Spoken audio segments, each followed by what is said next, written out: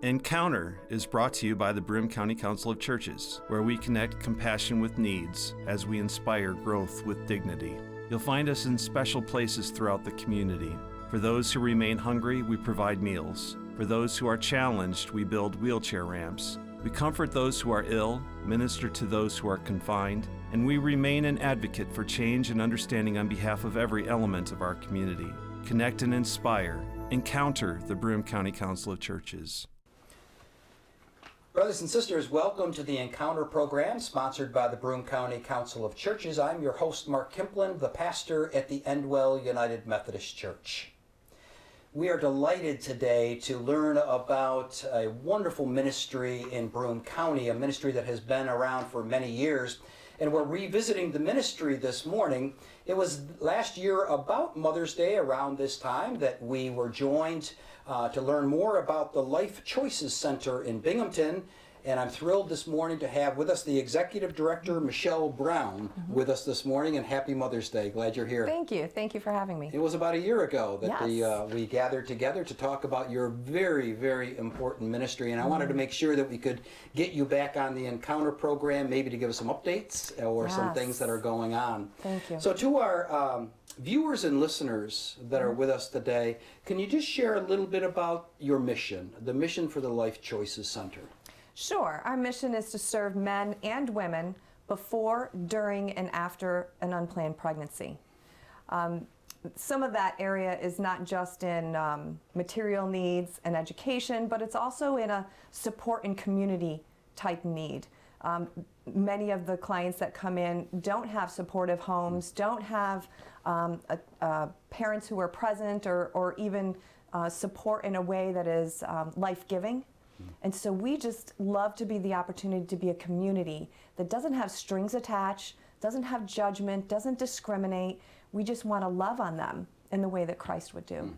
What a blessing that is, and I'm sure that enables barriers to come down and opportunities to that emerge just out of that. Right. Yeah. Right. Now, what are some of the services then that someone finds themselves in the situation? What are some of the services that you provide to the community by doing exactly what you just shared? So if a young woman or a couple finds themselves potentially pregnant, they would come in, we would do a pregnancy test. If the pregnancy test is positive, then we would do an ultrasound to confirm viability of that pregnancy.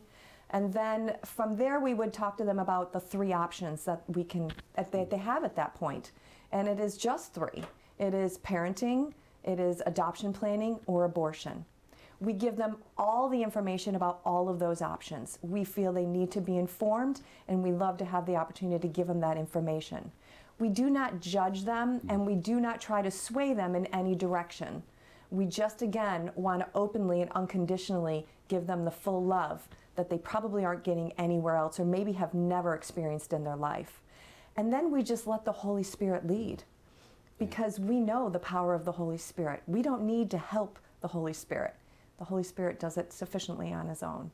So this is really, in many respects, spiritually, emotionally, physically, a real lifesaver for a lot of these people then. It is true. It is true. And oftentimes they may leave without us even knowing what their decision is. And so we really bring it to prayer after that.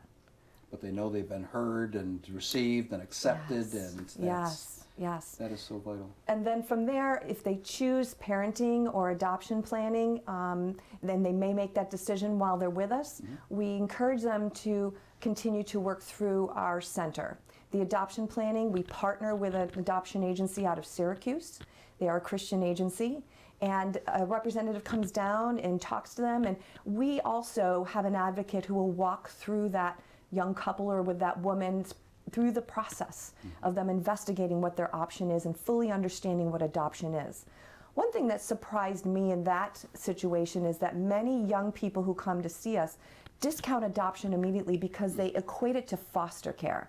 Many of them have either personally or relationally have experienced foster care where the parent is totally without control in those situations. Unlike adoption planning, the parent is in full control.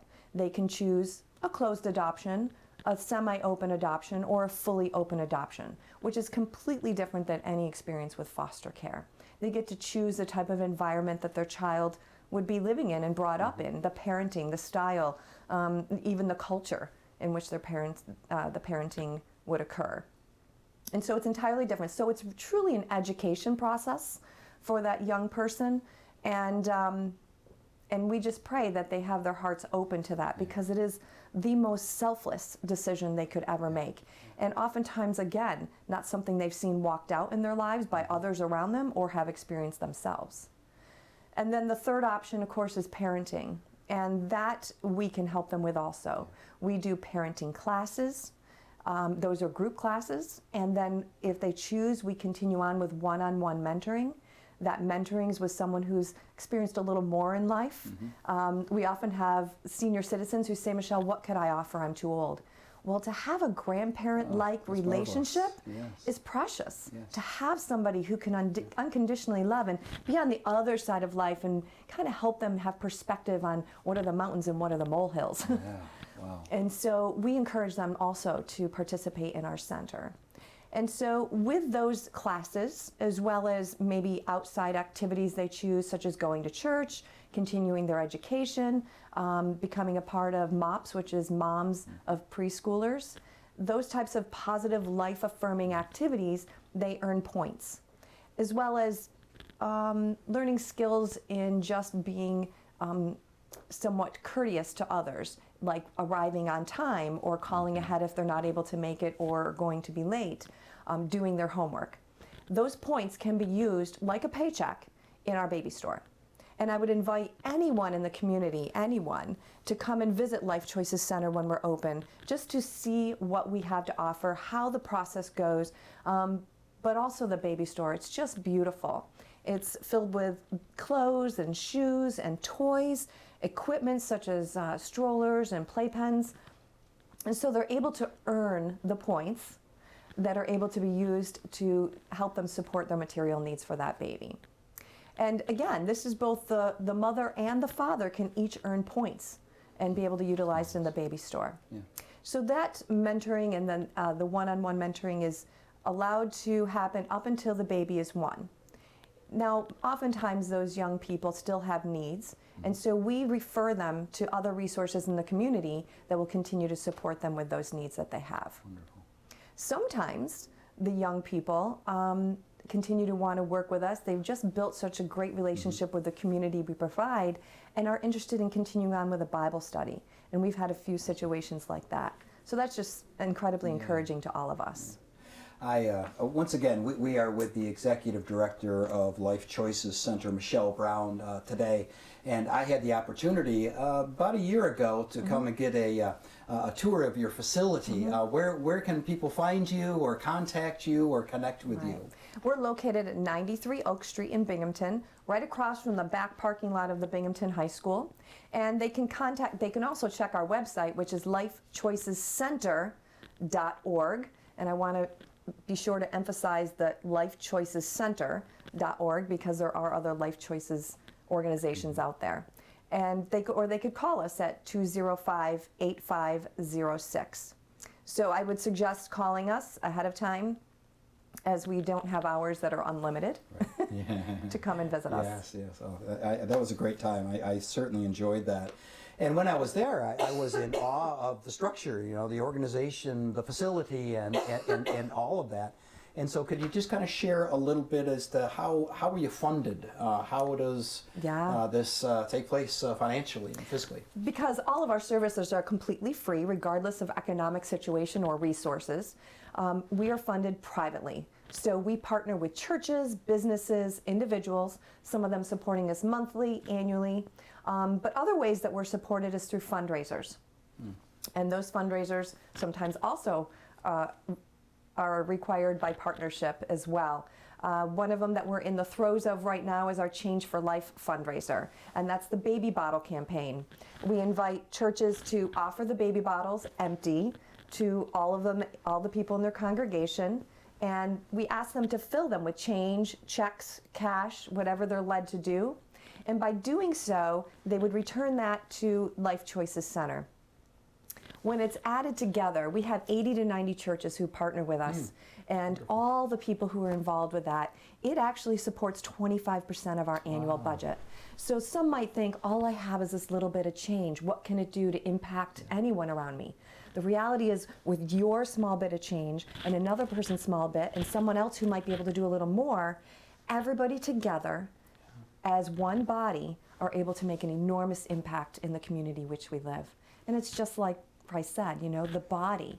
You know, not all of us are called to be the ears or the hands, but doing what we're called to do encompasses it all. So 25% of the funds that you need to do what you do are a result of this this way of doing it. Wow. Correct, yeah. That's amazing. That's great. And we don't take any government funding, and we do that on purpose. Okay. We don't want an outside agency who doesn't have the same heart for what we do telling us what we can or can't do. And so we've, for 25 years, relied on this type of funding, and it's always met our needs. That's absolutely amazing. One of the things that I've always been thrilled regarding your ministry is its inclusiveness. Can you say just a little bit about who's eligible for these services and how you open the doors and arms for people to come in? Yeah, that's a great question. So we try to get the word out in the best way we can. We are out in the schools, we're at the university, we're at the jails, we're in the churches, and of course we feel word of mouth is probably the best way for that word to get out there. But it doesn't matter what the circumstance or the situation is of that person who is walking in. Oftentimes we have referrals from Department of Social Services of couples or moms who their children have been taken from them for certain reasons. And so we welcome them the same as someone who is not in that circumstance, because we know there's a need. Their need may be different, but there is a need, and Christ has called us to fill that need.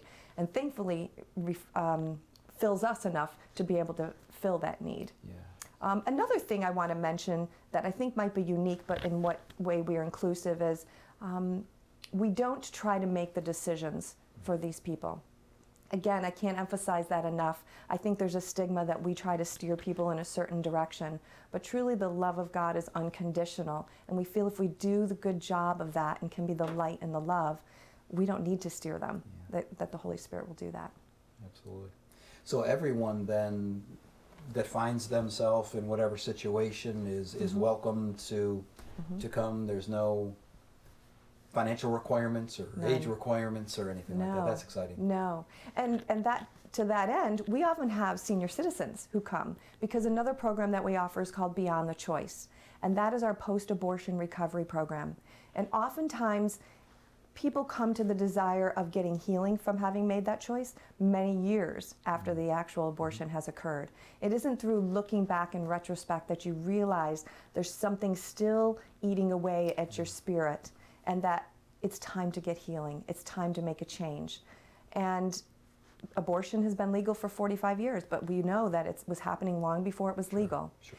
And one of the things that we've come to understand also is that even if abortion was illegal, even if there was no abortion clinic in our area, there still would be abortions happening because it's a heart issue. And that's what our hope is that through us, through partnership with the church, is that we can be a help in changing that heart, healing that heart in a way that they can realize that there's life and there's opportunity, and most of all, there's hope. So definitely an age gamut here from... Absolutely. Yes, from the young teenager who may be experiencing a pregnancy or concerned that they are, to a 70-year-old who chose abortion many decades ago and who are looking for healing. Yeah. And now we'll take a moment to join Michelle in worship at the Endwell United Methodist Church as she shares a reflection on the Life Choices Center ministry. So as Pastor Mark said, I'm from Life Choices Center, and I'm the executive director. And I want to share with you some information about what we do there. Our mission is to serve men and women before, during, and after an unplanned pregnancy. What's amazing is Pastor Mark's illustration with the children. He talked about Tabitha and that her ministry was to serve the widows and the poor. And we often, that's much of what we do in our ministry. We serve the widows, and not that their husbands are physically deceased, But it is like that in that they've abandoned their family. They've not stepped up to be the leadership, the support, and the provider for their families. But we also serve the poor. And it may not be financially poor, they may be poor in spirit. They come because they have a need. And we fulfill that need in 3 different ways. One is our Positive Choices program. That's where we educate. We help them with the whole idea of sexual risk avoidance or abstinence. We teach them, it's the youth and many times those that are living a high-risk lifestyle, that self-discipline, self-control for delayed gratification can give them life and life abundant. Those are not just tools that empower them for their physical relationships, but it's also tools that will empower them across all aspects of their life. Education, work, financial support, all aspects of their life benefit from using those tools. Another program that we have is our Smart Choices program. That is also education. Young women and men who are pregnant or who have a child less than a year old can come to our center. We do parenting classes. We do one-on-one mentoring. That's where we align them with someone who's had a little more life experience than them. They can kind of speak into their life, give them encouragement that they may not be receiving in their life otherwise. They also help them with curriculum in areas that they may not have familiarity, such as pediatric emergencies, learning how to soothe a fuzzy child,